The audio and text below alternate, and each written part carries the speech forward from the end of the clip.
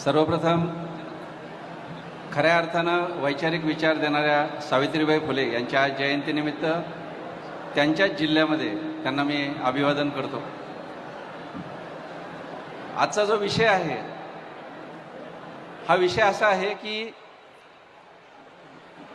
मराठी विचार भ्रष्टता हा एकदम आरोप केल्यासारखा शब्द काही जणांना वाटू शकेल, तर मी असं म्हणेन की विचार भ्रष्टतेनं महाराष्ट्र निघाला आहे का, अशा पद्धतीचं वर्डिंग त्याच्यामध्ये आपण आणूया की जेणेकरून विचार भ्रष्टतेची लक्षणं मराठी समाजामध्ये दिसतात का हे आपल्याला त्या निमित्तानं बघता येईल।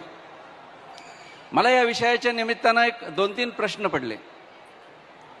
पहिला प्रश्न मला हा पडला की वैचारिक साहित्य आणि महाराष्ट्राची मराठी विचार भ्रष्टता याच्यामध्ये विषय ठेवणाऱ्यांना असं अपेक्षित आहे का की वैचारिक साहित्य पुरेसं निर्माण झालं पण तरीसुद्धा विचार भ्रष्टता थांबायला तयार नाही, की विषय देणाऱ्यांना असं म्हणायचं आहे की पुरेसं वैचारिक साहित्य निर्माण होत नसल्यामुळं महाराष्ट्राची विचार भ्रष्टता वाढत आहे, किंवा तिसरा मुद्दा असा आहे का की वैचारिक साहित्य आहे पण तरीसुद्धा विचार भ्रष्टताच्या दिशेनं महाराष्ट्राचा जो प्रवास आहे त्या प्रवासाची कारणं वेगळी आहेत।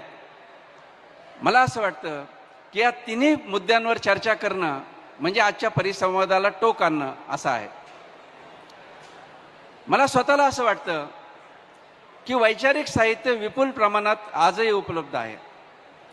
प्रशांत कदम यांनी जो वारकरी संप्रदायाचा उल्लेख केला, अगदी महानुभाव संप्रदायापासून जर आपण सुरुवात केली तर आजही वैचारिक साहित्याची कमी नाही।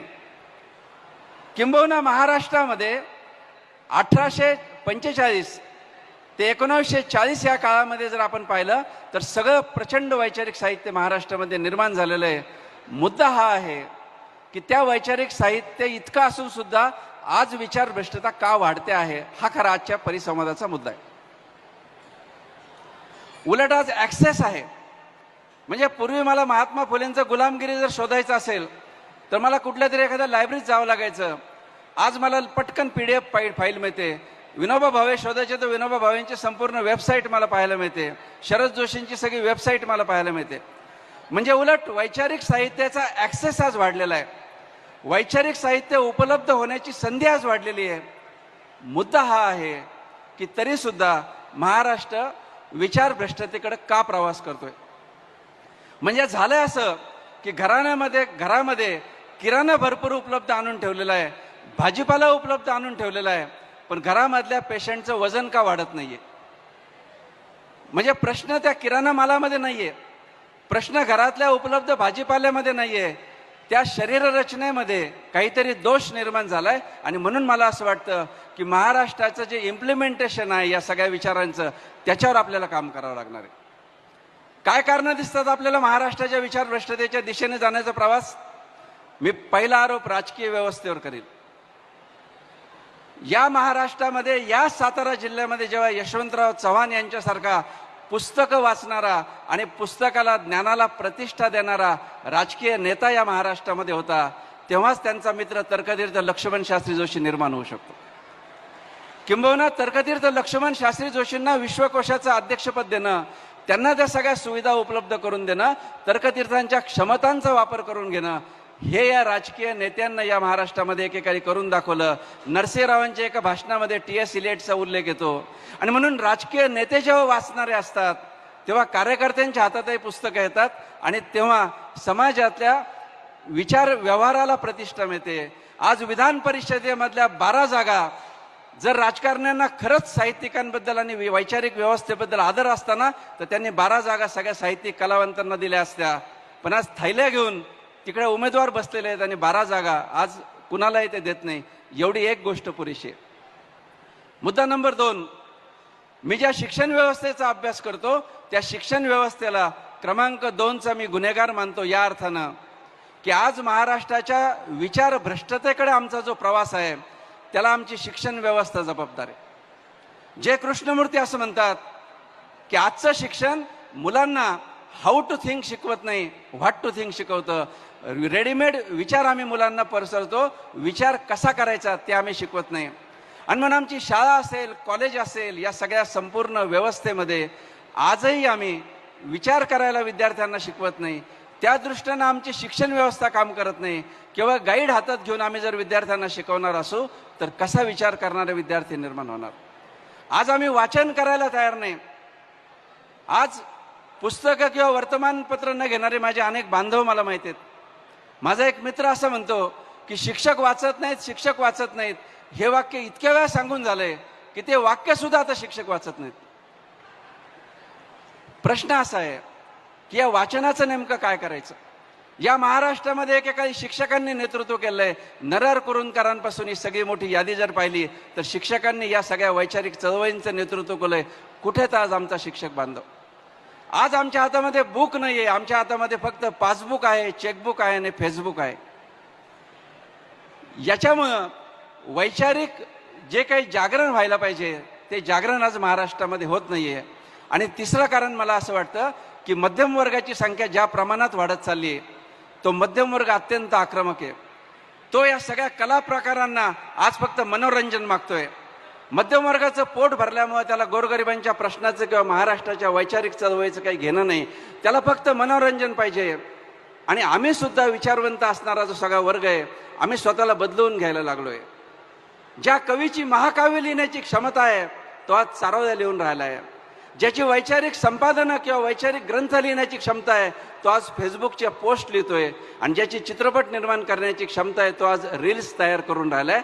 ही आज या संपूर्ण महाराष्ट्रामध्ये मध्यम वर्गानं निर्माण केलेली दादागिरी आहे.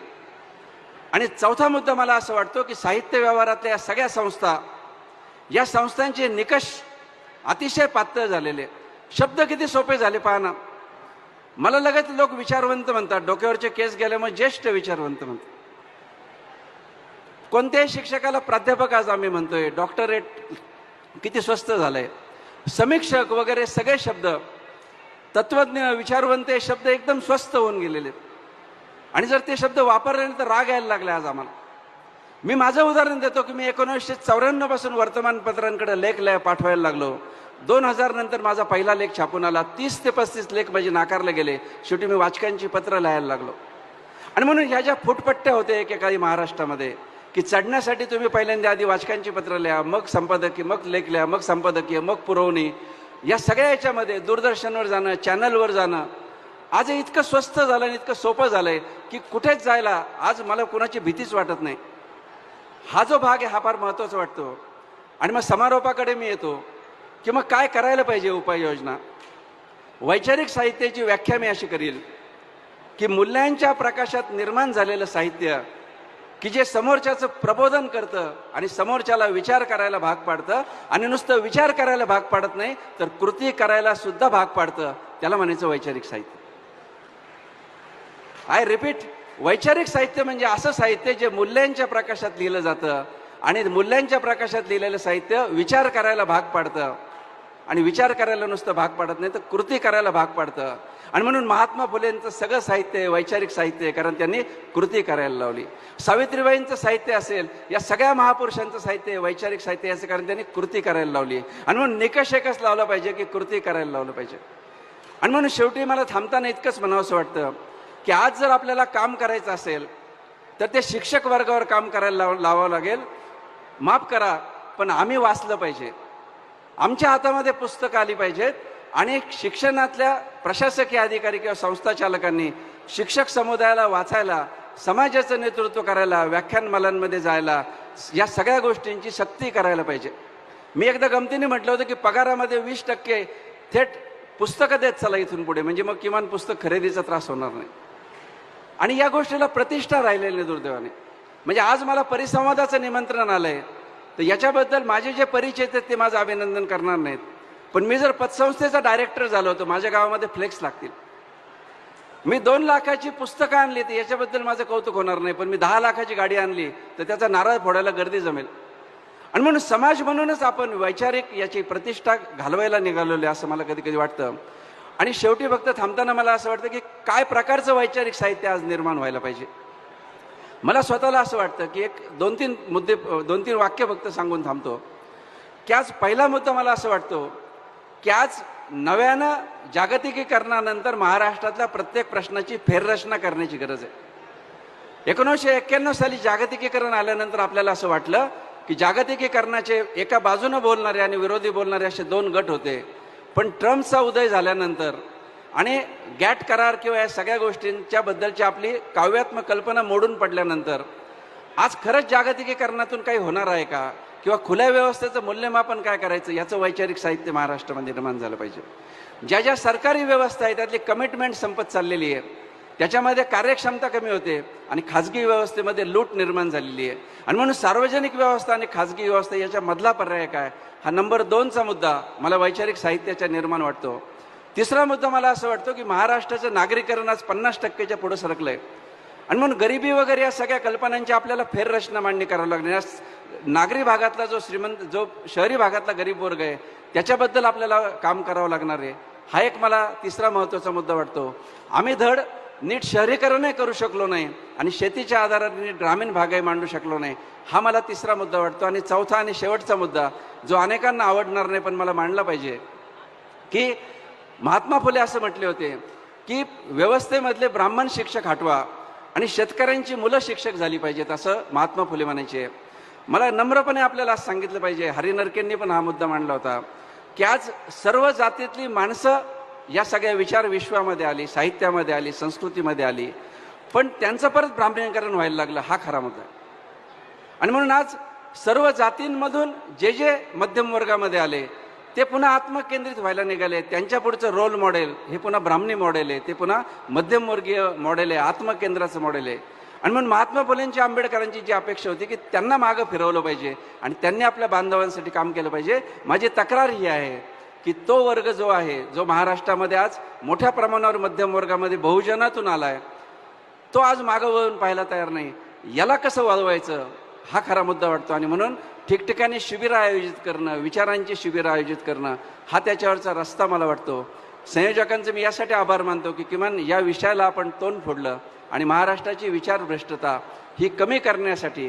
आणि मगाशी वंजारी सर जे म्हटले की इतर राज्यामध्ये सुद्धा कदाचित ही विचारभ्रष्टता असेल, पण हुशार विद्यार्थ्याला कमी मार्क पडल्यानंतर आपण रागावतो. त्यामुळे महाराष्ट्राला इतकी मोठी परंपरा असल्यामुळं संयोजकांची नाराजी, आपल्यासारख्यांची नाराजी योग्य आहे. मला वाटतं की आपण या दृष्टीनं गावोगावी विचारांची शिबिरं जर येत्या मे महिन्यामध्ये आपण जर आयोजित करू शकला तरुण मुलांसाठी, तर मला वाटतं त्याच्यातून विचारभ्रष्टता कमी व्हायला मदत होईल. धन्यवाद.